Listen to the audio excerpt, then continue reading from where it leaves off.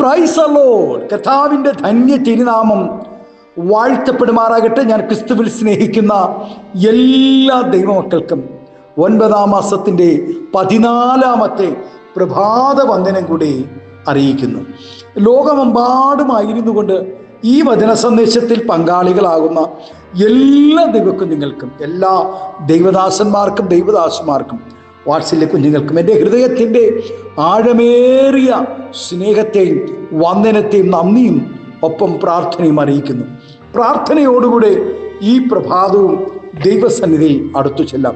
നിങ്ങളെല്ലാവരും ക്ഷേമത്തോടുകൂടെ, സമാധാനത്തോടുകൂടെ, സന്തോഷത്തോടുകൂടെയാണെന്ന് ഈ പ്രഭാതം ഞാൻ കർത്താവിൽ വിശ്വസിക്കുന്നു.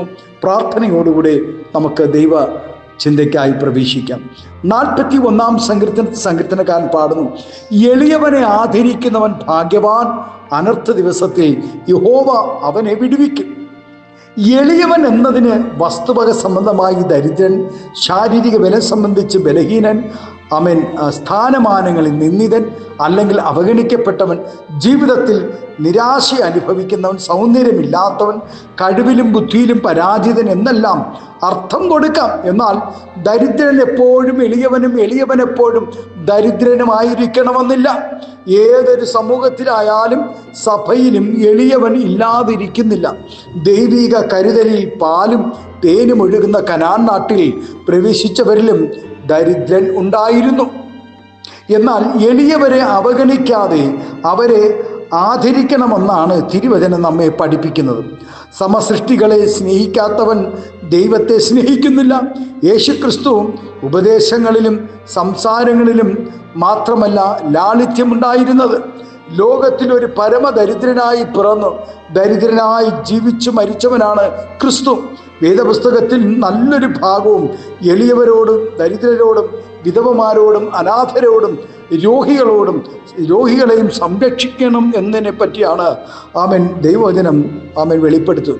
അവിടെ ഉദ്ധാരണത്തിനായി പ്രവർത്തിക്കേണ്ടതിനെ പറ്റിയും ആണെന്നുള്ളത് ശ്രദ്ധേയമാണ്.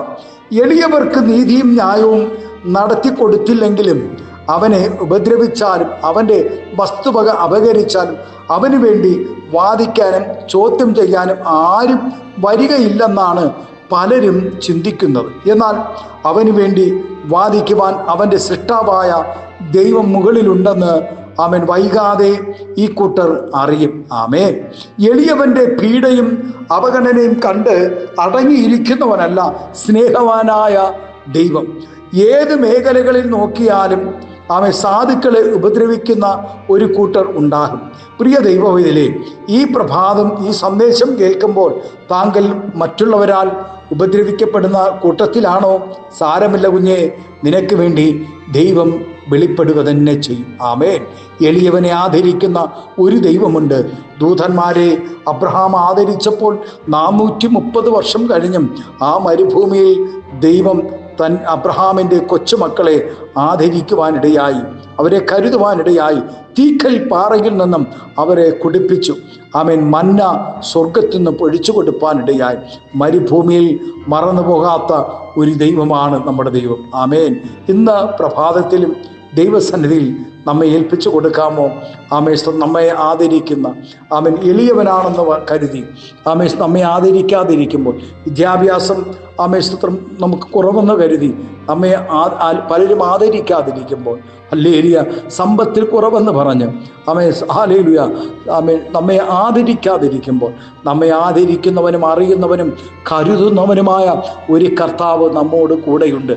രാത്രി മുഴുവനും അധ്വാനിച്ചിട്ടും ഹല്ലേലൂയ പത്രോസിൻ്റെ സ്തോത്രം ഹാലേലൂയ ശൂന്യത മാറ്റുവാൻ തൻ്റെ സ്നേഹിതർക്ക് ആർക്കും കഴിഞ്ഞില്ല. നോക്കൂ ഹാലേലൂയ, പത്രോസിനോടുകൂടെ കഴിഞ്ഞ രാത്രിയിൽ എത്രയോ പേർ അധ്വാനിക്കാൻ ഇറങ്ങിയിട്ടുണ്ടായിരിക്കാം. അവിടെ പടക് നിറഞ്ഞിട്ടുണ്ടായിരിക്കാം, നിറയാതിരുന്നിട്ടുണ്ടായിരിക്കും. എന്നാൽ ഒന്നും കിട്ടാതെ ആരും മടങ്ങി വന്നിട്ടില്ല.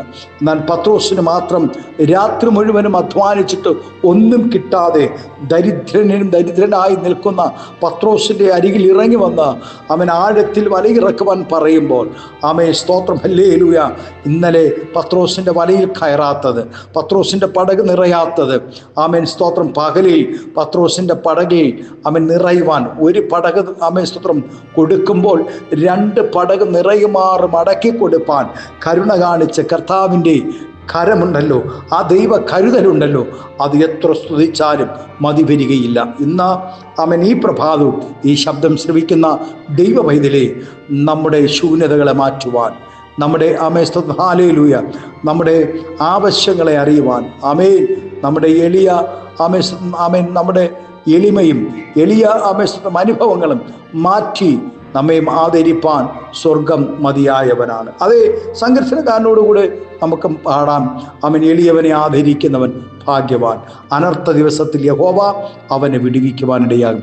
ഈ ദിവസങ്ങളിൽ നമ്മുടെ അനർത്ഥത്തിൽ അനുതപിക്കുന്ന ഒരു ദൈവമാണ്, അനർത്ഥത്തിൽ നമ്മെ വിടുവിക്കുന്ന ഒരു ദൈവമാണ് നമ്മുടെ കർത്താവ്. നമ്മുടെ കണ്ണുകൾ ദിവസത്തിനടയ്ക്കും.